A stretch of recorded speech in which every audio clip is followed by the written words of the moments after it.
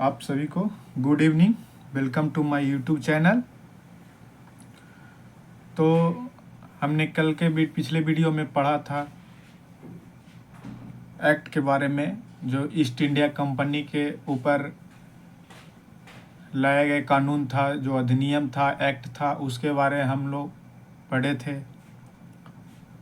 और नियम जो ईस्ट इंडिया कंपनी के ऊपर लाया गया उसके बारे में हमने चर्चा किया था, और उसके आगे भी जो अधिनियम है, एक्ट हैं, उसको हम लोग देखेंगे। तो हमने कल के वीडियो में देखा था 1773 का रेगुलेटिंग एक्ट, कि उसमें रेगुलेटिंग एक्ट में क्या था। उसके बाद 1781 जो एक्ट ऑफ सेटलमेंट के नाम से जाना जाता है, यानी इसको हिंदी में कह सकते हैं संशोधन अधिनियम, जो 1773 में कुछ कमियां रह गई थी उसको सुधारने के लिए 1781 का एक्ट ऑफ सेटलमेंट ये अधिनियम आया था। उसके बाद था तीसरे जानकारी हम लोग दिए थे पिट्स इंडिया एक्ट के बारे में, जो 1784 में हुआ। उसको में देखे थे हम लोग कि क्या हुआ। पिट्स इंडिया एक्ट में कार्यकारिणी को कंपनी को दो भागों में बांट दिया गया। व्यापारिक एक राजनीतिक विषय पर, एक व्यापारिक विषय पर, उसमें बांट दिया गया। तो इस तरीका से हम लोग आगे देखेंगे कि क्या अब करना है और क्या पढ़ना है। तो 1784 के बाद पिट्स इंडिया एक्ट के बाद हम लोग आ जाते हैं 1786 का अधिनियम, एक्ट ऑफ 1786। 1786 का अधिनियम क्या कहता है? तो 1786 का अधिनियम यह कहता है कि गवर्नर जनरल को मुख्य सेनापति का दर्जा दिया गया। गवर्नर जनरल को मुख्य सेनापति का दर्जा दिया गया। कहने का मतलब है कि जैसे एग्जाम्पल के थ्रू हम लोग समझ रहे हैं कि जो अभी राष्ट्रपति, जो हम भारत का राष्ट्रपति होता है, वो तीनों सेनाओं का प्रमुख होता है। उसी जो ये हम लोग ये शब्द अभी जो तीनों सेनाओं का सब प्रमुख जो राष्ट्रपति होता है, ये यहीं से उठा के कुछ ना कुछ मिलता जुलता आपको नजर आ रहा है कि गवर्नर जनरल को मुख्य सेनापति का दर्जा दिया गया। जितना भी सेनापति था, नौसेना था, आपको एयर, जितना भी सेना था, उसके तीनों सेनाओं का गवर्नर जनरल को दर्जा दिया गया कि ये गवर्नर जनरल मुख्य होंगे उसके सेनापति का। उसके बाद हम लोग अगला पॉइंट क्या है, तो कुछ परिस्थितियों में गवर्नर जनरल का अपनी कार्यकारिणी के सलाह को निरस्त करके अपने किसी निर्णय लागू करने का अधिकार, ये भी राष्ट्रपति से संबंधित है। ये जो राष्ट्रपति का जो मुख्य सेनापति का दर्जा दिया गया, उससे भी कुछ गवर्नर जनरल को अपनी कार्यकारिणी को सलाह निरस्त करके अपनी किसी निर्णय को लागू करने का अधिकार, मतलब कि जो कार्यकारिणी का अगर उसको गवर्नर जनरल को लग रहा है कि ये कानून हमारे विचार से ये गलत है, तो उसको निरस्त करके वो अपने हक में अपने निर्णय खुद ले सकता था। ये अगला 1786 का अधिनियम का ये एक पॉइंट था। तो उम्मीद करते होंगे समझ में आ गया होगा। ठीक है, तो अब आगे देखते हैं आगे कौन सा अधिनियम है उसके बारे में। चलिए आपको बताते हैं अगला अधिनियम क्या है। तो आइए हम लोग देखते हैं अगला अधिनियम। अगला अधिनियम है चार्टर एक्ट 1793। हम लोग 1786 का देखें, उसके बाद 1793। 1793 का एक्ट क्या कहता है उसके बारे में हम लोग जानेंगे। तो यहाँ पे पॉइंट से मार्किंग किया गया है, आप देख सकते हैं। तो 1793 का जो एक्ट था, मतलब कहने का इस अधिनियम जो 1793 का जो अधिनियम था उसमें क्या था वो देखेंगे। तो इस अधिनियम के द्वारा चार्टर एक्ट 1793 के अधिनियम के द्वारा अपनी कंपनी के व्यापार करने के अवधि को, यानी समय को आगामी 20 वर्षों के लिए बढ़ा दिया गया। जो कंपनी ईस्ट इंडिया कंपनी थी वो 20 वर्षों तक के लिए बढ़ा दिया गया कि मतलब आगे अब 20 वर्षों तक आप अपना कंपनी को छूट दे दिया गया कि आप यहाँ काम कर सकते हैं 20 वर्ष तक के लिए। तो इस अधिनियम में यही कहा गया है कि इस अधिनियम के द्वारा कंपनी ईस्ट इंडिया कंपनी के व्यापार करने के समय को आगामी 20 वर्ष, जो आने वाले 20 वर्ष होंगे, वहाँ वो कंपनी व्यापार करेगी। ईस्ट इंडिया कंपनी व्यापार आगामी मतलब आने वाले समय तक 20 वर्षों तक वो व्यापार करने का काम करेगी। ये किसने क्यों से चार्टर एक्ट के थ्रू कहा गया? तो ये चार्टर एक्ट 1793 के तहत कहा गया कि आगामी 20 वर्षों तक कंपनी यानी ईस्ट इंडिया कंपनी वो व्यापार करेगी। अगला पॉइंट क्या है? अगला पॉइंट यह है कि बोर्ड के अधिकारियों का वेतन भत्ता भारतीय राजकोष पर भारित कर दिया गया। किस पर कर दिया गया? तो भारतीय बोर्ड पर भारतीय राजकोष पर से, मतलब जो वेतन मिलेगा कर्मचारियों का, ईस्ट इंडिया कंपनी के कर्मचारियों का, वो वेतन किसके आधार, किसके भत्ता से मिलेगा, किसके राजकोष से भत्ता से मिलेगा? तो वो भारत के राजकोष से मिलेगा। जो भारत में जो व्यापारिक कंपनी करते कर्मचारी काम करते थे, वो ईस्ट इंडिया कंपनी के कंपनी से नहीं मिलेगा, वो भारत को जितना रेवेन्यू कलेक्शन होता था उससे ही दिया जाएगा कर्मचारियों का पैसा, जितना भी वेतन भत्ता होता था। तो यहाँ पे यही लिखा गया है कि बोर्ड के अधिकारियों का वेतन भत्ता भारतीय राजकोष पर भारित कर दिया गया। ये था चार्टर एक्ट 1793 का अधिनियम का एक्ट का ये एक पॉइंट था कि बोर्ड के अधिकारियों का वेतन भत्ता भारतीय राजकोष पर भारित कर दिया गया। ठीक है, अगला पॉइंट आपको देख सकते हैं क्या है? तो अगला पॉइंट ये देख सकते हैं,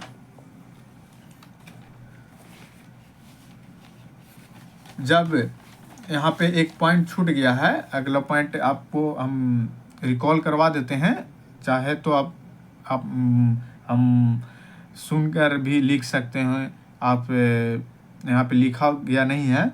अगला पॉइंट ये है कि अगला पॉइंट आपको हम एक बात बताना चाहेंगे कि जब कंपनी 20 वर्षों के लिए बढ़ा दिया गया था, तो उसके बारे में ही है। उसके बारे में लिखा गया है कि 1793 का चार्टर एक्ट के यह प्रावधान किया गया कि कंपनी अगले 20 वर्षों तक व्यापारी एकाधिकार को प्राप्त रहेगा। अगला पॉइंट था कि कंपनी की स्थापना, जब समय स्थापना हो रहा था 1600 ईस्वी में महारानी एलिजाबेथ के थ्रू स्थापना किया गया कंपनी, तो इस एलिजाबेथ प्रथम ने कंपनी को 15 वर्षों के लिए दिया था।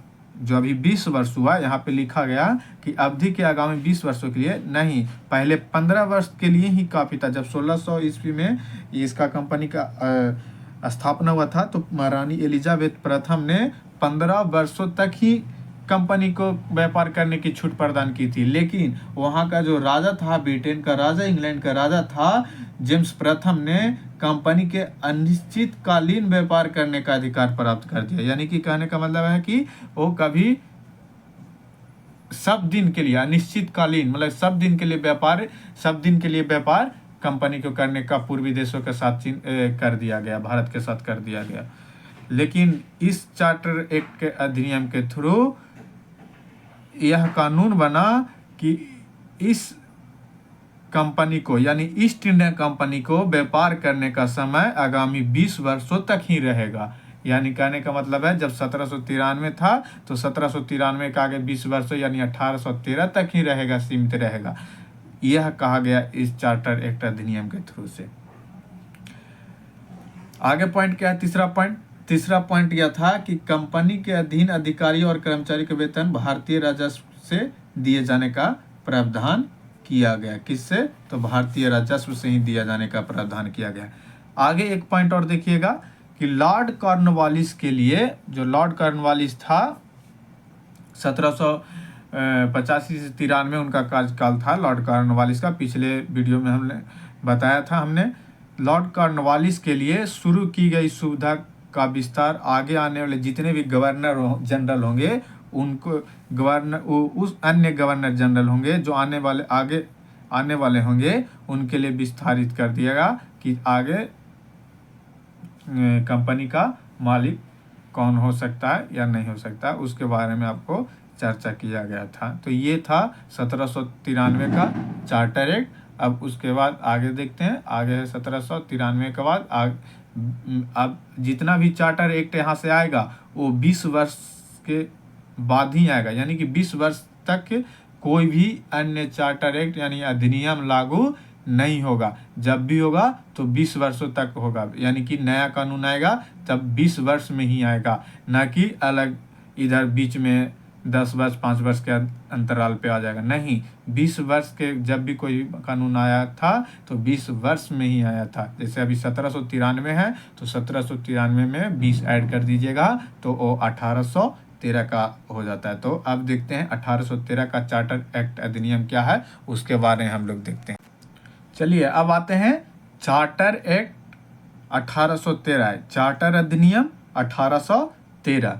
हमने पहले बताया कि जितना भी अब अधिनियम आएगा वो 20 साल पर ही आएगा। तो 1700 पिछले कितना अधिनियम कब आया था, तो 1793 में आया था। 1793 प्लस में 20 ऐड कर दीजिएगा तो 1813 हो जाता है। तो 1813 में 20 साल पर वो चार्टर अधिनियम आया, चार्टर एक्ट आया। तो उसमें क्या उसका विशेषता है चार्टर एक्ट 1813 का, चलिए आइए हम लोग देखते हैं। तो इसका विशेषता यह है कि इस अधिनियम यानी इस चार्टर एक्ट के निम्नलिखित विशेषताएं हैं। निम्नलिखित विशेषताएं उसमें पॉइंट बाय पॉइंट हमने बताया है कि इस अधिनियम के द्वारा ईस्ट इंडिया कंपनी के व्यापारिक एकाधिकार या प्रमुख, जिसको ट्रेड मोनोपोली इंग्लिश में बोलते हैं, प्रमुख मतलब कि व्यापारिक एकाधिकार को समाप्त कर दिया गया। जो ईस्ट इंडिया कंपनी भारत के साथ, पूर्वी देशों के साथ, चीन के साथ कंपनी काम कर रही थी, उस कंपनी को व्यापारिक एकाधिकार यानी ट्रेड मोनोपोली को समाप्त कर दिया east India company charter act 1813 के तहत। व्यापारिक एकाधिकार को कुछ मतलब अधिकार था वो समाप्त हो गया कि आप व्यापार नहीं कर सकते हैं, ठीक है। उसके बाद आगे लिखा गया है, परंतु कंपनी को पूरी तरीके से व्यापारिक अधिकार से वंचित नहीं किया गया, यानी कि पूरी तरीका से मना नहीं किया गया कि आप व्यापार नहीं कर सकते, लेकिन हाँ कुछ चीज़ों में वो कंपनी को नियंत्रण मतलब रोक लग गई कि आप इसके आगे कंपनी आप व्यापार नहीं कर पाएगी। ये था 1813 के चार्टर अधिनियम का कानून। तो उसके बाद परंतु कंपनी को पूरी तरह से व्यापारिक अधिकार से वंचित नहीं किया गया। अभी भी कंपनी के पास आंशिक रूप से व्यापार करने का अधिकार बचा रहा। वो आंशिक रूप से क्या था वो अगले पॉइंट में देखते हैं। अगले पॉइंट में दिया गया है कि चीन एवं दक्षिण पूर्व एशिया दोनों के साथ होने वाले चाय व्यापार को छोड़कर कंपनी के शेष व्यापारिक अधिकार समाप्त कर दिए गए। यानी कहने का मतलब इस पॉइंट का है कि जो एकाधिकार समाप्त हुआ वो पूरी तरीका से नहीं हुआ था, वो आंशिक रूप से व्यापार करने का अधिकार बचा रहा, और बचने के बावजूद किस में आप व्यापार कर सकते थे उसके बारे में यहाँ पे बताया गया है। यहाँ पे यह लिखा गया है कि चार्टर एक्ट अधिनियम 1813 के तहत चीन एवं दक्षिण पूर्व एशिया, जितना भी दक्षिण पूर्व मतलब एशिया में पूर्व एशिया में देशों के साथ जो होने वाले व्यापार था वो क्या क्या व्यापार बचा गया, तो चाय व्यापार को छोड़कर कंपनी के शेष व्यापारिक अधिकार को समाप्त कर, यानी कि सिर्फ चाय का ही आप व्यापार कर सकते हैं। ईस्ट इंडिया कंपनी सिर्फ किसका व्यापार कर सकती थी, तो चाय का व्यापार कर सकती थी। बाकी सभी जितना कंपनियां था वो सब बंद कर दिए गए, यानी कि व्यापार के अधिकार को बंद कर दिया गया आंशिक रूप से, ठीक है। तो चीन एवं दक्षिण पूर्व एशिया देशों के साथ होने वाले चाय व्यापार को छोड़कर कंपनी के शेष व्यापारिक अधिकार समाप्त कर दिए। ये क्वेश्चन पूछता है, यहाँ से क्वेश्चन आता ही आता है आपके एग्जाम में, जितना भी एग्जाम होता है गवर्नमेंट के थ्रू उसमें आता ही आता है क्वेश्चन। अब आते हैं अगला पॉइंट क्या था चार्टर एक्ट 1813 के अधिनियम के अंतर्गत, वो देखते हैं। अगला पॉइंट है सीमित मात्रा में कंपनी को व्यापार करने को अवधि को आगामी 20 वर्षों के लिए बढ़ा दिया गया। जो चाय का व्यापार था वो 20 वर्षों के लिए और बढ़ा दिया गया। जो पहले से 20 वर्ष बढ़ाया गया था कि सिर्फ 20 वर्ष पहले अनिश्चितकालीन तक व्यापार करने का था, जो जेम्स प्रथम ने, इंग्लैंड के राजा था जेम्स प्रथम ने दिया था कि वो अनिश्चितकालीन तक व्यापार कर सकता है ईस्ट इंडिया कंपनी। लेकिन नहीं, 1793 में एक कानून आता है, एक अधिनियम आता है जिसको हम लोग 1793 का चार्टर एक्ट कहते हैं। उस अधिनियम में कहा जाता है कि कंपनी, ईस्ट इंडिया कंपनी आगामी 20 वर्षों तक ही व्यापार कर सकती थी। उसके बाद 20 वर्ष हुआ तब 1813 में चार्टर एक्ट अधिनियम 1813 आया। वहाँ उस चार्टर एक्ट अधिनियम में ये कानून था कि कंपनी जो होगी ब्रिटिश ईस्ट इंडिया कंपनी, मतलब ईस्ट इंडिया कंपनी, वो सिर्फ चाय के साथ सिर्फ चाय तक ही व्यापार कर सकती थी। अन्य जितना भी व्यापार था वो सब बंद कर दिया गया 1813 के चार्टर अधिनियम में कहा गया। यानी कह सकते हैं अगला पॉइंट में कि सीमित मात्रा में कंपनी को व्यापार करने को अवधि को आगामी 20 वर्षों के लिए बढ़ा दिया। सिर्फ चाय का ही आप 20 वर्षों तक व्यापार कर सकते हैं। अगला पॉइंट क्या है? अगला पॉइंट यह है कि भारतीयों शिक्षा पर प्रति वर्ष 1 लाख रुपये खर्च करने का प्रावधान किया गया। क्या किया गया? जो शिक्षा नीति थी, शिक्षा था भारत में, वो बहुत ही कमज़ोर थी। उस पर शिक्षा को बढ़ाने के लिए, प्रोग्रेस करने के लिए वो ब्रिटिश कानून था जो 1813 का अधिनियम आया था। उसमें यह प्रावधान किया गया था कि भारतीयों शिक्षा पर प्रति वर्ष 1 लाख रुपये खर्च करने का प्रावधान किया गया। ये चार्टर एक्ट अधिनियम 1813 के तहत किया गया कि भारत की शिक्षा पर 1 लाख रुपये प्रति वर्ष खर्च होगा। अगला पॉइंट क्या था? तो इसी चार्टर अधिनियम यानी चार्टर अधिनियम 1813 के अंतर्गत ही ईसाइयों मिशनरियों को भारत में धर्म प्रचार करने की अनुमति प्रदान की। भारत कई धर्मों का पालन करता है, हिंदू, मुस्लिम, सिख, ये सब कई धर्म थे तो पहले। तो इस धर्म को, ईसाई धर्म को, क्योंकि जितना भी ब्रिटिश लोग थे वो ईसाई धर्म को, यूरोप वाले जितना भी हैं सब ये ब्रिटिश यानी ईसाइयों को माना करते थे। उनका गॉड ईसाई हुआ करते थे। तो ईसाई मिशनरियों को भारत में धर्म प्रचार करने की अनुमति प्रदान की। क्योंकि जब भी कोई देश को अगर अपना हक में यानी कि अपना अधीन करना हो तो सबसे पहले वो धर्म पर वार करता है। पहला क्या करता है? धर्म पर, क्योंकि भारत में धर्म बहुत ही प्रमुख रूप से धर्म को आगे रखता है। भारत ऐसा एक देश है। तो इसी धर्म को ईसाई मिटाने के लिए ईसाइयों ने, मतलब ब्रिटेन के लोगों ने ईसाइयों मिशनरियों को भारत में धर्म प्रचार करने की अनुमति प्रदान की ताकि ईसाइयों की बढ़ोतरी हो। तो उम्मीद करते हैं कि यहाँ तक आपको समझ में आ गया होगा कि चार्टर एक्ट 1813 का अधिनियम क्या कहता है। अब आते हैं आगे अगला चार्टर एक्ट अधिनियम कब आएगा? तो 20 वर्ष बाद ही आएगा, क्योंकि पिछले भी 20 बोल दिया गया कि आगामी 20 वर्षों तक चाय का व्यापार को बढ़ा दिया गया था। तो चाय को बढ़ा दिया गया था तो 1813 में चाय को बढ़ाया गया था। अब 1813 के बाद आएगा 1833। आगामी 20 वर्षों के बाद क्या आता है? 1833 आता है। तो 1833 में चार्टर एक्ट आता है। उसका विशेषता क्या था, उस अधिनियम में क्या कानून लाया गया, उसके बारे में हम लोग जानेंगे। तो विशेषता तो क्या था? तो इस अधिनियम के तहत, कौन सा अधिनियम? 1833 के चार्टर एक्ट के तहत ईस्ट इंडिया कंपनी को व्यापारिक कार्य से पूरी तरह से मुक्त कर दिया गया। कहने का मतलब है कि जो भी बचा हुआ था आंशिक रूप से व्यापार करने का, चाय का व्यापार करने का, वो पूरी तरीका से मुक्त कर दिया गया। कब किया गया? तो 1833 के चार्टर एक्ट के तहत किया गया। ईस्ट इंडिया कंपनी को यहाँ पे लिखा गया है, इस अधिनियम के तहत ईस्ट इंडिया कंपनी को व्यापारिक कार्य से पूरी तरीका से मुक्त कर दिया गया। उसके जस्ट अगला पॉइंट क्या है?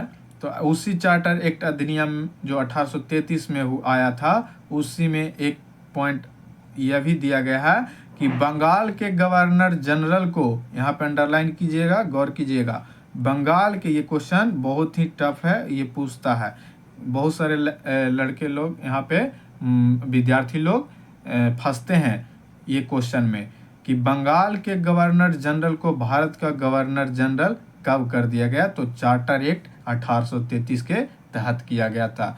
पहले क्या होता था? बंगाल के गवर्नर जनरल सब बंगाल के अधीन आते थे, जितना भी आते थे बंगाल के अधीन, बंगाल का गवर्नर हेड होता था। लेकिन नहीं, इस चार्टर एक्ट अधिनियम के तहत, यानी 1833 के चार्टर एक्ट अधिनियम के तहत बंगाल के गवर्नर जनरल को भारत का गवर्नर जनरल, पूरा भारत का बनाया गया गवर्नर जनरल, सिर्फ बंगाल का नहीं रहेगा, वो सिर्फ रहेगा तो रहेगा भारत का गवर्नर जनरल बना दिया गया 1833 के चार्टर एक्ट के तहत। वो अब पूरा भारत को देख रेख करेगा। ठीक है, तो अब आते हैं अगला पॉइंट 1833 के चार्टर एक्ट का क्या है। अगला पॉइंट यह है कि लॉर्ड विलियम बेंटिंक को 1828, जिसका कार्यकाल 1828 से 1835 का शासन कार्यकाल इनका रहा है, तो लॉर्ड विलियम बेंटिंक को भारत का प्रथम गवर्नर जनरल बनाया गया, जो बंगाल का अंतिम गवर्नर जनरल भी था। लॉर्ड विलियम बेंटिंक को क्वेश्चन यहाँ से पूछता कि भारत का प्रथम गवर्नर जनरल कौन बना था? तो भारत का प्रथम governor general Lord William Bentinck. और वही पूछेगा कि बंगाल का अंतिम गवर्नर जनरल कौन था? तो बंगाल का अंतिम गवर्नर जनरल भी लॉर्ड विलियम बेंटिंक ही था, क्योंकि बंगाल के गवर्नर जनरल को भारत का गवर्नर जनरल कर दिया गया। वो भी कब किया गया? तो 1833 में। और लॉर्ड विलियम बेंटिंक का कार्यकाल कब से कब था? तो 1828 से 1835 तक था। और 1833 में चार्टर एक्ट आता है, और चार्टर एक्ट के थ्रू ही बंगाल के गवर्नर जनरल को भारत का गवर्नर जनरल बना दिया जाता है। उसी तरीका से लॉर्ड विलियम बेंटिंक को भारत का प्रथम गवर्नर जनरल बनाया गया, और अंतिम गवर्नर जनरल बंगाल का भी लॉर्ड विलियम बेंटिंक ही था। अब आते हैं अगला पॉइंट 1833 के चार्टर एक्ट के अधिनियम में क्या था। तो इस अधिनियम में अगला पॉइंट है, इस अधिनियम में यानी 1833 के चार्टर एक्ट के अधिनियम के तहत, अधिनियम के द्वारा प्रांतों की विधायी, जो प्रांत में कानून था, कानून शक्ति थी, वो भारत के गवर्नर जनरल एवं उनकी कार्यकारिणी के अधीन किया गया। जो प्रांत का जितना भी कानून देख रेख होता था, गवर्नर जनरल करता था, वो अब कौन करेगा? तो भारत के गवर्नर जनरल एवं उसकी कार्यकारिणी सदस्य उसके अधीन किया गया, मतलब कार्यकारिणी के अधीन किया गया। अब काम कौन देख रेख करेगा? जितना भी काम देख रेख करेगा वो भारत के गवर्नर जनरल के कार्यकारिणी सदस्य करेगा, जिसके चलते केंद्रीयकरण यानी सेंट्रलाइजेशन की प्रक्रिया का विकास यहाँ से होता है। क्वेश्चन पूछता है कि जो भारत में सेंट्रलाइजेशन प्रक्रिया की शुरुआत हुई थी, किससे मतलब प्रभावित है? तो ये 1833 के कहीं ना कहीं चार्टर एक्ट से प्रभावित हमको देखने को यहाँ मिलता है। ठीक है, जो केंद्रीयकरण होता है भारत में, केंद्रीयकरण डिसेंट्रलाइजेशन है जो अभी है।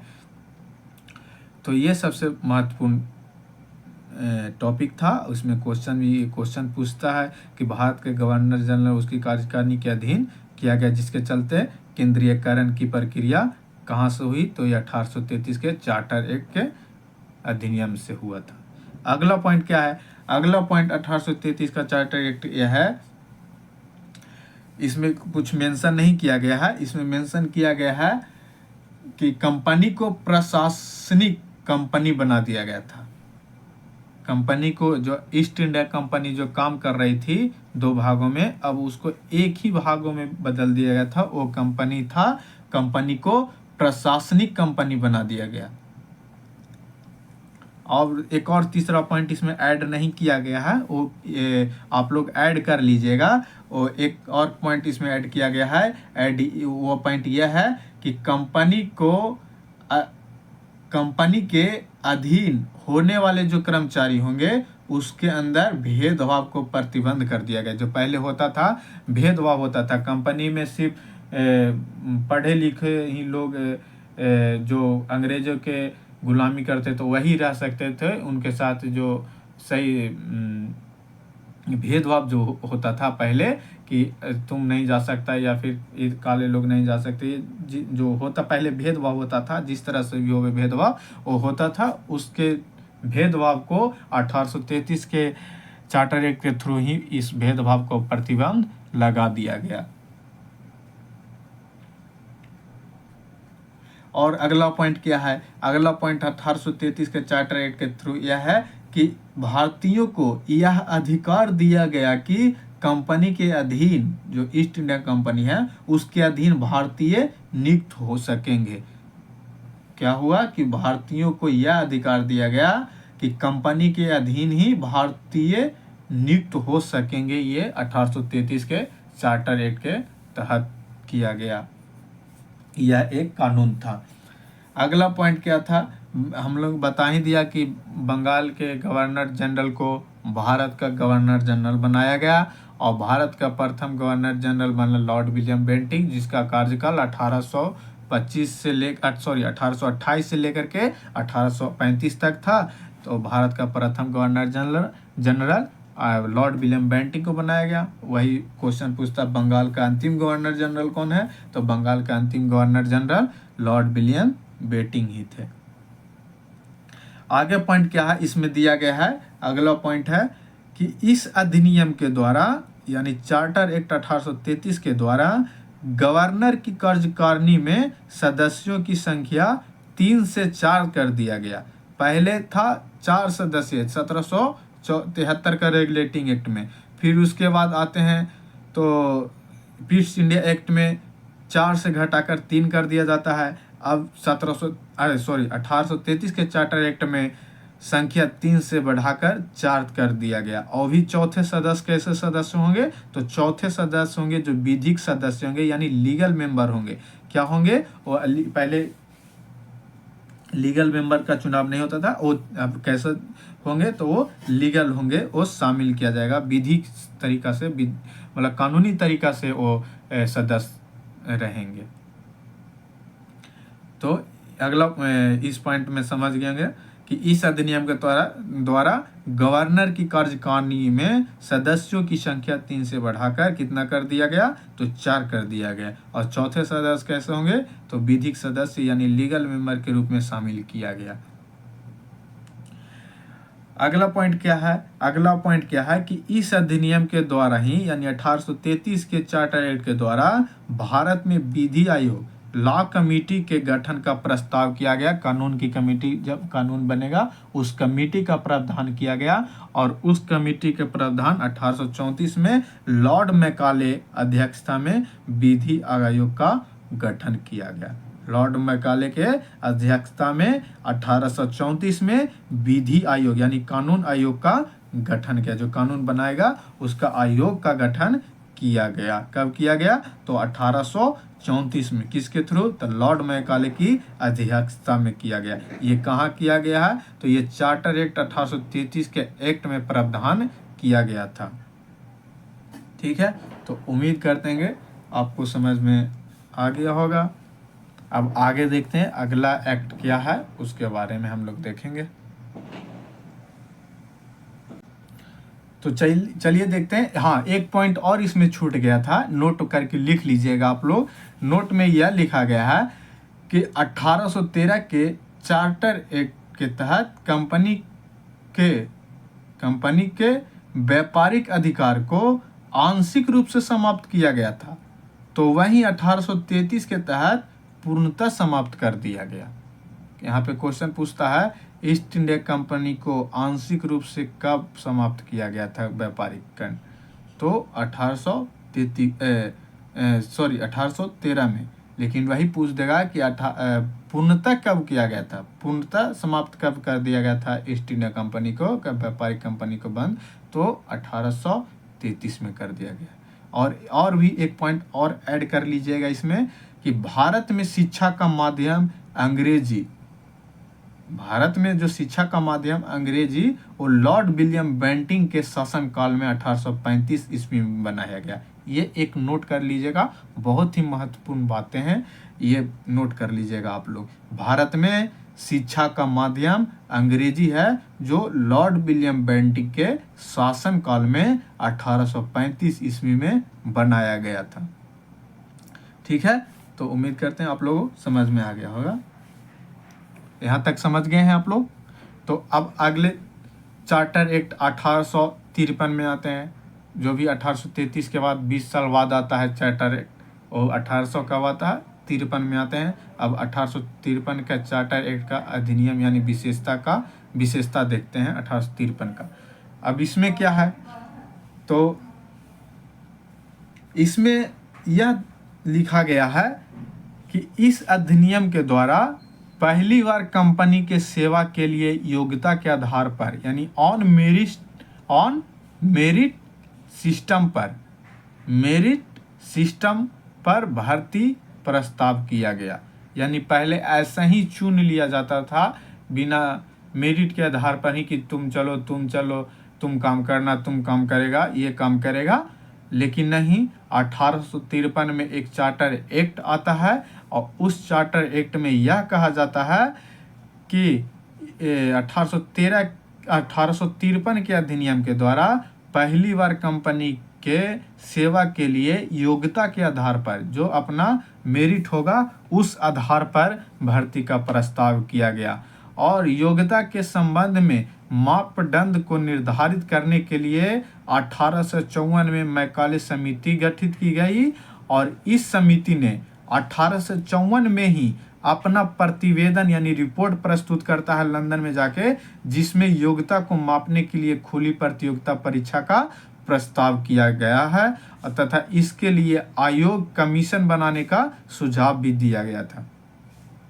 1855 में लंदन में ब्रिटिश सिविल सर्विस कमीशन का गठन किया गया और इस आयोग ने ICS यानी इंडियन सिविल सर्विसेज परीक्षा के आयोजन का अधिकार दिया गया और 1858 में पहली बार ICS की परीक्षा हुई और 1858 में जब ICS की परीक्षा हुई, परंतु 1863 में प्रथम भारतीय थे जो ICS अधिकारी चयनित हुए और वो कौन थे, तो वो सत्येंद्र नाथ टैगोर थे। समझ गया आप लोग के, उम्मीद करते होंगे आप समझ गए होंगे यहाँ तक क्या लिखा था आपको। चलिए एक बार फिर से समझा देते हैं, इसमें क्या क्या लिखा गया था आप लोग देखिएगा। सिविल सेवकों की नियुक्ति हेतु प्रतियोगिता परीक्षा का आयोजन किया जाएगा, इस चार्टर एक्ट 1853 में कहा गया है। ठीक है, इससे पहले सिविल सेवकों की नियुक्ति बोर्ड ऑफ डायरेक्टर के द्वारा किया जाता था, जो इसमें नहीं लिखा हुआ है, हम आपको बता देते हैं, सुन लीजिएगा सही से और भी लिख भी लीजिएगा अपने कॉपी में। इसमें लिखा गया है कि जो इससे पहले जो सिविल सेवकों की नियुक्ति होती थी, क्योंकि बोर्ड ऑफ कंट्रोल और बोर्ड ऑफ डायरेक्टर ही कहा कि बोर्ड ऑफ डायरेक्टर था जो ये कंट्रोल था, जो राजनीतिक कार्य करता था और राजनीतिक देखभाल करता था, और बोर्ड ऑफ डायरेक्टर व्यापारिक। तो वही कह रहा है कि बोर्ड ऑफ व्यापारिक कौन कर देखभाल करता था, तो बोर्ड ऑफ डायरेक्टर देता था, तो वही चुनता था, बोर्ड ऑफ डायरेक्टर ही नियुक्ति किया करता था। उसके बाद है आपको सिविल सेवा प्रतियोगिता परीक्षा परिणाम करने वाला विश्व का पहला देश चीन बना। एक नोट कर लीजिएगा कि सिविल सेवा का प्रतियोगिता परीक्षा जो परिणाम सबसे पहले हुआ कहाँ हुआ, तो वो चीन में हुआ। कहाँ हुआ, तो वो चीन में हुआ। सिविल सेवा प्रतियोगिता परीक्षा पास करने वाले सबसे पहले आपको यहाँ देख लीजिए सत्येंद्र नाथ टैगोर थे, जो ICS अधिकारी का चयनित हुए थे 1863 में। ये क्वेश्चन पूछता है कि सत्येंद्र नाथ टैगोर कौन से ईस्वी में प्रथम भारतीय ICS बने थे, तो 1863 में। या फिर ये भी क्वेश्चन पूछता है 1863 में प्रथम भारतीय ICS अधिकारी कौन चयनित हुए थे, कौन बने थे, तो सत्येंद्र नाथ टैगोर थे। एक और पॉइंट यहाँ पे ऐड कर लीजिएगा, जब 1922 से 1923 ईस्वी से सिविल सेवा प्रतियोगिता परीक्षा लंदन के साथ साथ भारत में इलाहाबाद में होना प्रारंभ हुआ 1922-23 में। ये एक क्वेश्चन आगे पढ़ाएंगे हम। ये 1922 से 23 में जब पहली बार भारत में हुआ तो वो कहाँ हुआ, इलाहाबाद में होना प्रारंभ हुआ।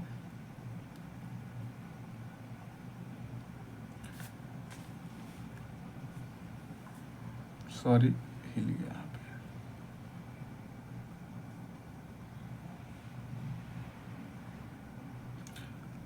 अब अगला पॉइंट क्या है, अगला पॉइंट है इस अधिनियम के द्वारा कार्यकारिणी यानी कार्यकारी को ही कार्यपालिका और विधायी को विधायिका कहते हैं। तो इस अधिनियम के द्वारा कार्यपालिका और विधायिका इकाइयों के बीच अंतर स्थापित करने का प्रावधान किया गया, या कह सकते हैं कि विधान परिषद का गठन करने का प्रावधान किया गया।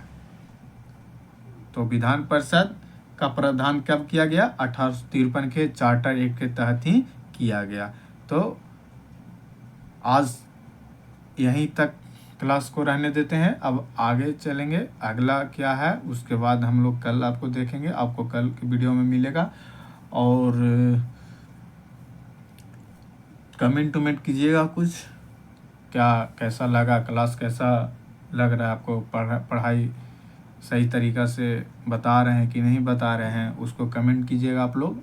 और सब्सक्राइब, लाइक, शेयर सब कर दीजिएगा आप लोग। तो चलते हैं, thank you, good evening, sorry good night. क्योंकि रात में वीडियो शूट करने का दिन में थोड़ा सा टाइम नहीं मिल पाता है, उसके कारण नाइट में शूट करना पड़ता है। और दिन में थोड़ा शोर शराबा ज़्यादा होता है, इसी कारण नाइट में वीडियो शूट करने का थोड़ा सा मन बना लिए। आप लोग कमेंट कीजिएगा, तो उसके बाद में आपको बताएंगे हम कि सोच रहे हैं अब बोर्ड पर बताने के लिए। तो बोर्ड पर बताने के लिए आप लोग कमेंट कीजिएगा, आप 100 लोग सब्सक्राइब हो जाएगा तो आप बोर्ड पर बताएंगे हम।